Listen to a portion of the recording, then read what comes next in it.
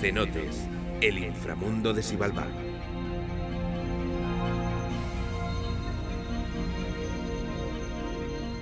Los cenotes son la entrada a sistemas de cuevas inundadas donde el agua dulce y salada dan vida a una desconocida biodiversidad. Son las arterias subterráneas de la península del Yucatán. Estos mundos subacuáticos nos abren una puerta a la exploración y al entendimiento de su evolución geológica en el tiempo. Son entornos únicos y muy delicados. Actualmente, científicos y exploradores trabajan en su conservación, estudio y uso sostenible. Los cenotes tuvieron un lugar especial en la vida ritual de los mayas. En sus orillas se ubicaban templos en los que se realizaban ritos asociados a la lluvia y a la fertilidad. A sus aguas sagradas se arrojaban diversos objetos y la máxima ofrenda que podía hacerse a los dioses, la vida humana. Los cenotes como hábitats acuáticos son importantes en la península de Yucatán porque garantizan el acceso al agua dulce, no solamente para necesidades humanas, sino porque mantienen una biodiversidad importante, tanto de plantas y animales alrededor del cenote, al interior en el hábitat acuático que está expuesto al sol y también en la zona de penumbra y obscuridad permanente al interior de las cuevas. Los cenotes son manifestaciones kársticas que alcanzan el nivel freático. El karst es el proceso geomorfológico de disolución de las rocas carbonatadas. Durante las épocas glaciares baja el nivel del mar. Las gotas de lluvia que van percolando el suelo llevan carbonato de calcio en la disolución. Cuando llegan a este espacio aéreo que es la cueva, el carbonato de calcio precipita y va formando el espeleotema, estalactita, estalagmita, columnas, diferentes formaciones.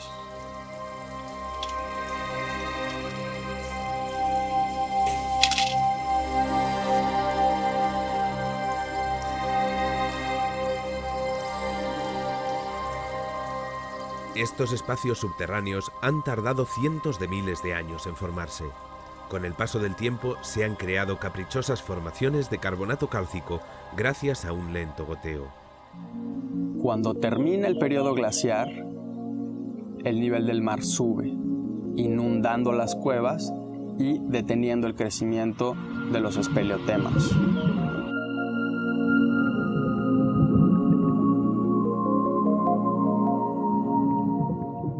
Llega un punto en la disolución donde el techo colapsa y genera estas aberturas al hábitat de la selva como al hábitat acuático.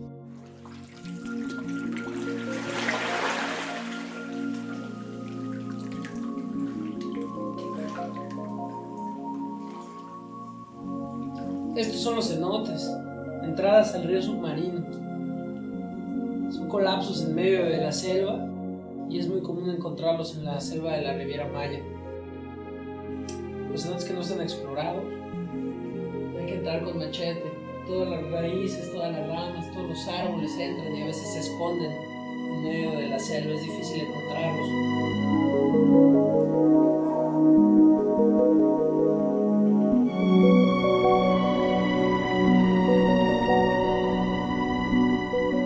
Son para los exploradores las entradas laterales a estos sistemas.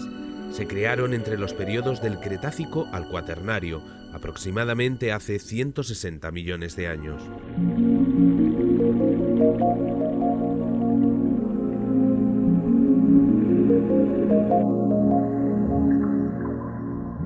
En su interior encontramos laberínticas galerías sumergidas, las cuales se conservan tal y como eran en el Cuaternario. Los mayas consideraban sagrados estos ojos de agua. Para entender más a fondo el vínculo entre cenotes y mayas, vamos a retroceder en el tiempo. Las culturas que vivieron en la península del Yucatán estaban estrechamente ligadas al agua. Un ejemplo es el complejo arqueológico de Palenque y el aprovechamiento que hacían de la escasa agua dulce. Por toda la ciudad fluye un pequeño riachuelo que abastecía a todo el complejo. Debidamente administrado, este suministro de agua dulce aseguraba el preciado elemento durante todo el año, lo que permitió el constante desarrollo de Palenque. Se empieza a construir en el año 100 a.C. y es abandonada sobre el 800 de nuestra era. Se considera junto a Yaxchilán uno de los centros mayas más importantes. Los edificios más relevantes de Palenque se sitúan en su lado norte, a los pies de una pequeña colina. El palacio principal y las estancias para los sacerdotes fueron construidos junto a un lugar sagrado.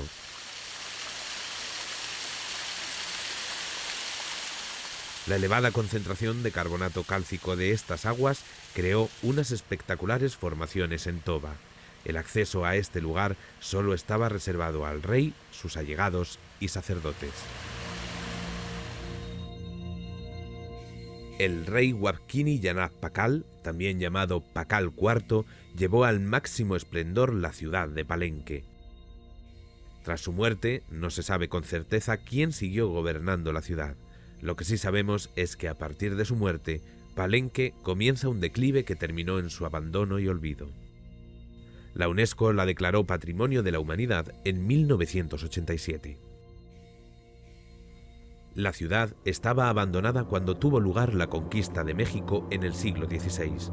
La primera visita de un europeo a Palenque fue la de Fray Pedro Lorenzo de la Nada en 1567. Otra ciudad importante fue Yaxchilán, ubicada junto al río Usumacinta. Estas dos ciudades mantuvieron constantes guerras por el dominio de la región centro de la cultura maya. En sus murales se representa a su rey, su participación en guerras o cómo se comunicaba con los dioses. A pesar del paso del tiempo, estas pinturas se han conservado hasta nuestros días. Al igual que Palenque, Yaxchilán alcanzó su máximo esplendor en el período clásico tardío, entre los años 615 y 871 de nuestra era. No se sabe con certeza por qué estas ciudades fueron abandonadas, quizás a causa de epidemias o por las plagas que acabaron con el maíz, su base principal de sustento. De cualquier modo, la selva poco a poco fue recuperando su espacio y engullendo lo que ahora son ruinas. Pero las culturas que se establecieron cerca de la costa no tenían ríos donde tomar el agua dulce, imprescindible para crecer como cultura. Esta la encontraban en los cenotes. Todas las construcciones que se hallan en la Ribera Maya están edificadas cerca de un cenote, como es el caso de Tulún. La dependencia de los cenotes era tal que se les consideraba sagrados. Para los mayas, las cuevas y las fuentes de agua eran pasos simbólicos entre el mundo terrestre y el inframundo. Este era el mundo de los muertos, llamado Xibalbá. Ahí te vas a tomar uno bueno. Aquí en este cenote no lo conoces. Ahí te vamos a pasar 2 veces. Es una vista rápida si te gusta. Ok. Porque tiene escalera. Podemos pasar a verlo de una vez. Está en la orilla del camino. Ah, está a la orilla. Pues vamos a ese. Pues vámonos. Pues sale, chavos, vámonos. Venga, vámonos. Ustedes. La otra que nos vamos a pasar también allá. Allá de los kilómetros. ¿Desde cuándo estás caminando los cenotes? Ahorita desde que me dediqué a esto, son 15 años estoy dedicado a esto. No, y antes, ¿cómo los...? Desde que había un chamaco conocí todo eso. Pueblo. El carnicero del pueblo, el herrero, el que conoce de todos los cenotes, pues ha caminado toda la selva. Porque como él caminaba, él se dedicaba a caminar con el ganado, y primero arreando y viendo cómo salía la gente con el enequén. Entonces se conoce todo, van a ver si se encuentran agujeros, entonces se conocen, si no todos, la gran mayoría.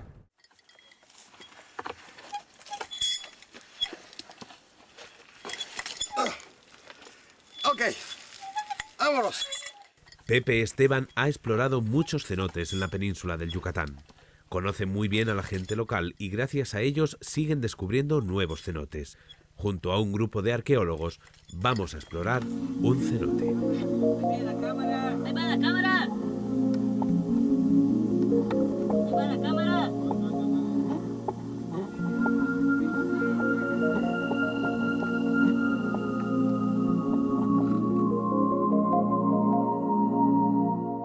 Bajo la pequeña entrada encontramos una gran bóveda. Uno a uno descendemos los equipos y nosotros mismos por la pequeña abertura con una rudimentaria polea. La luz del sol apenas entra, pero es suficiente para poder equiparnos e iniciar la inmersión. La palabra cenote viene del vocablo maya tzonot, que significa caverna con depósito de agua. Este término se ha generalizado para designar a la mayoría de las manifestaciones kársticas en la península del Yucatán. Los cenotes son sistemas complejos y dinámicos, formados por lagos de disolución o por la actividad del agua sobre esta roca soluble. Por su morfología, podemos clasificarlos de acuerdo con la etapa del proceso de apertura que comunica el acuífero subterráneo con la selva y la luz solar en superficie. Los diferenciamos entre jóvenes y viejos. Los jóvenes, también llamados lógicos, se conectan con el río subterráneo. Los cenotes más viejos presentan un bloqueo de la conexión principal con el acuífero debido al colapso del techo, paredes o a la acumulación de sedimentos, como es el caso de este que estamos explorando. En un lateral localizamos algunas vasijas. Parecen ser restos de cerámica empleada como ofrenda. Es posible que estas vasijas fuesen utilizadas también para recoger agua. Les realizaban agujeros en su base para poder hundirlas y así conseguir el preciado elemento. Lo que nos sorprende es encontrar algunas de ellas a muchos metros de la pequeña entrada. Uno de los rituales más conocidos en relación con los cenotes era el llamado Chencú, que consistía en arrojar víctimas a sus aguas.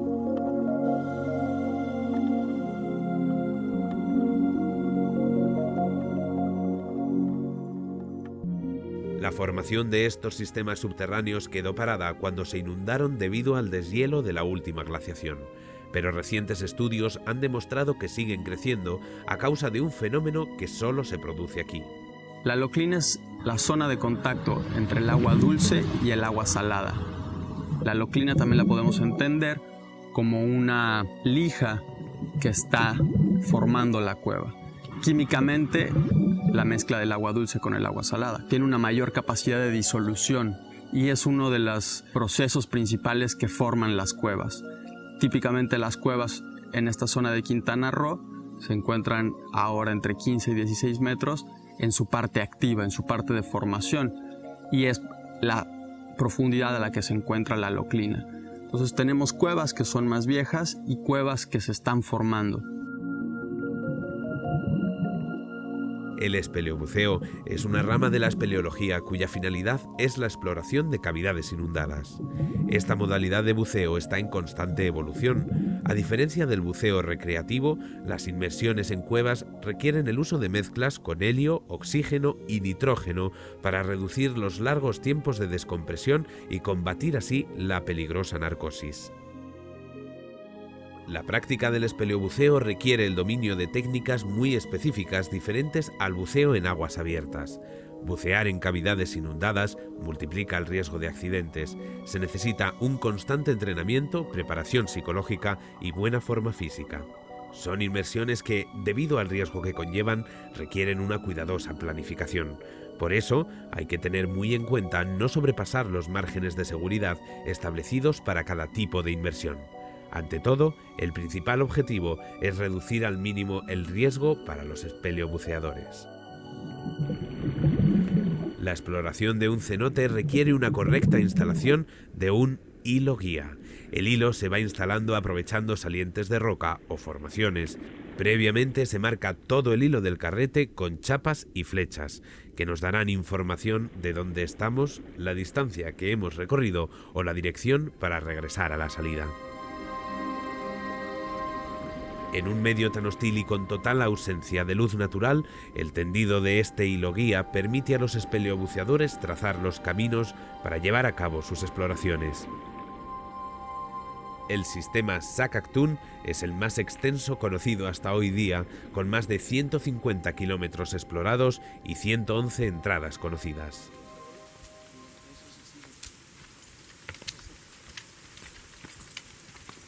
Jorge y Candy nos llevan a un cenote en exploración. Estamos midiendo cada 3 metros y estamos haciendo un nudo. Este nudo nos va a servir para que cuando tendamos la línea dentro del cenote, dentro de la cueva, nosotros podamos contar nudos y sea más fácil la medición dentro, y ya después extrapolamos el número ya en el ordenador, y pues así es como tenemos las distancias. Vamos a llevar suficiente cabo, Iván. Hay que llevar por lo menos, pues yo creo que el día de hoy vamos a llevar unos 200, 300 metros, que es lo que planeamos poner, más o menos en un tiempo de 80 a 90 minutos. Obviamente estamos un poco limitados en el sentido de la línea. Si la línea se nos acaba, pues la exploración en ese momento, el día de hoy, se acaba, ¿no? Entonces sí es importante traer suficiente línea y preparar suficiente línea para no quedarnos cortos. Eso es importante. Pues nada, entonces vamos a continuar desde donde nos quedamos. Nos vamos en tramo hasta el final de la línea, y el túnel se va de 15 pies, baja como a 22 pies debe de estar, que son como, sí, más o menos. Túnel de la derecha, vamos a continuar poniendo la línea, vamos a de la línea principal hacer un cambio de profundidad no muy grande, y durante ese túnel los vamos a ir colocando los 200 metros que ya tenemos listos de línea. Yo tengo el compás, entonces yo tomo el ángulo, y cuando yo termino de tomar el ángulo, tú me pasas la distancia. Y yo te doy los nudos, me parece perfecto. Yo te paso los datos de la medición y tú anotas todo. Correcto. ¿Ok? La máxima profundidad de 8 metros, el aire vamos a hacer el cálculo directamente antes de empezar. A cuartos podemos entrar. Vamos a entrar a cuartos, ajá. Nuestra linterna, tenemos 3 horas en cada linterna. Nuestro plan son 50 minutos de entrada, 40 de salida. ¿De acuerdo? Y tiempo máximo que planeamos estar allá adentro. Pues 2 horas. 1 hora, 2 horas. Sí, 2 horas. Sí. Veremos cómo se prepara una inmersión en un cenote que se está explorando.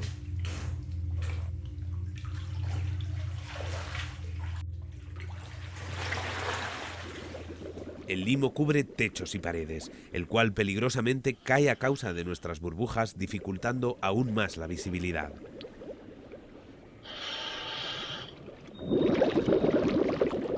Siguiendo el hilo dejado en exploraciones anteriores, llegamos en el tiempo previsto al lugar de trabajo. En el camino encontramos un pez ciego que solo habita aquí. La total oscuridad ha provocado que algunas especies de peces hayan perdido sus ojos, como es el caso del Typhliasina persel. Una vez llegados a la punta de exploración, empezaremos a colocar el nuevo hilo. Este se empalma al anterior y añadimos las etiquetas que nos informan sobre el nuevo punto que iniciamos.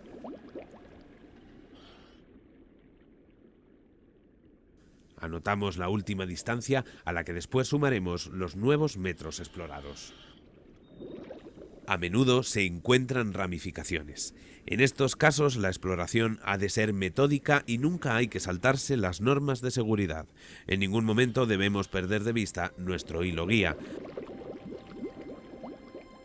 Para reconocer estas galerías, tiramos nuevos hilos que parten del hilo principal.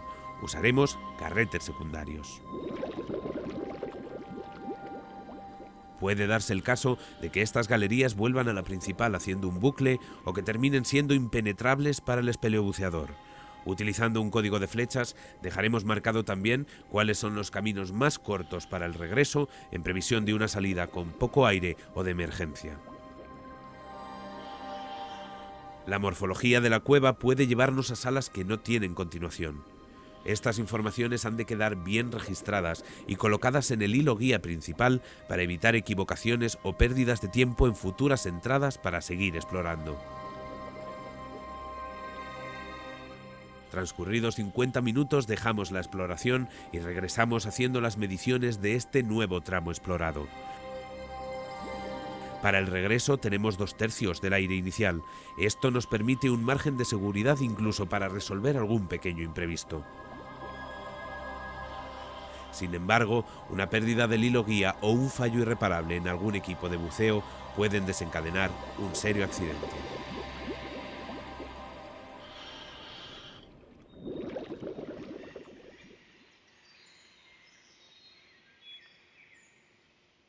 Estos espacios naturales dan cobijo a numerosas especies. La sombra que proporcionan, junto a una constante fuente de agua, forman un hábitat ideal para muchas plantas y animales.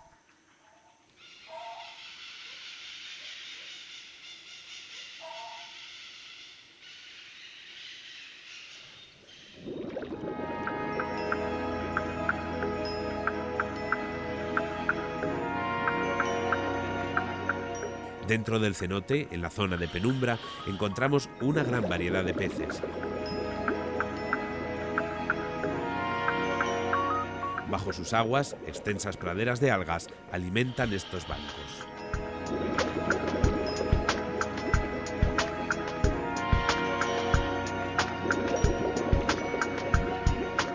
La mayoría de la vida se encuentra próxima a estas aberturas, hasta donde llega la luz del sol.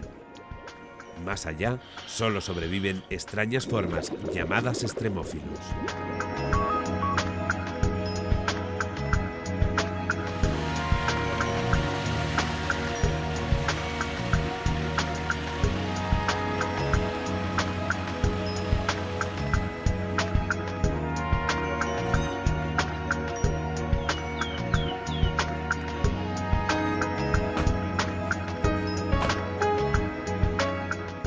Desde hace años los cenotes son un reclamo turístico que atraen a buceadores de todo el mundo.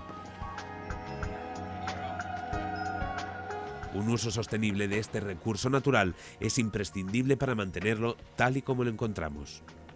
Es posible una actividad turística siguiendo unas recomendaciones básicas para disfrutar de los cenotes sin provocar daño alguno. Okay, this is the entrance, Taj Mahal. As you can see, it's a flat surface of water that we're gonna go down there. We're going to walk in through the steps and going down. So we're going to check if you are proper buoyant. Organize a group. You're gonna be my group, so you're gonna follow me, okay? Ivan and Carlos are gonna be apart. So they're gonna follow us or not. They're gonna be a different unit, different group. Be checking your gauge pretty often. Be aware of not catching the line to get entangled on. And be aware of your buoyancy when we're diving.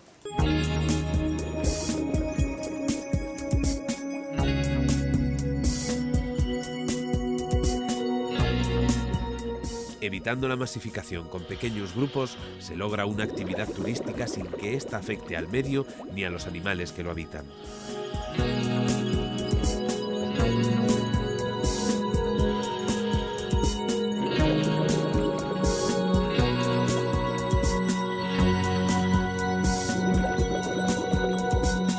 Siguiendo unos recorridos previamente establecidos y las indicaciones anteriormente dadas, guías y acompañantes disfrutan de agradables inmersiones. El turista puede experimentar sensaciones únicas que solo se pueden vivir en el maravilloso marco que son los cenotes de la península del Yucatán.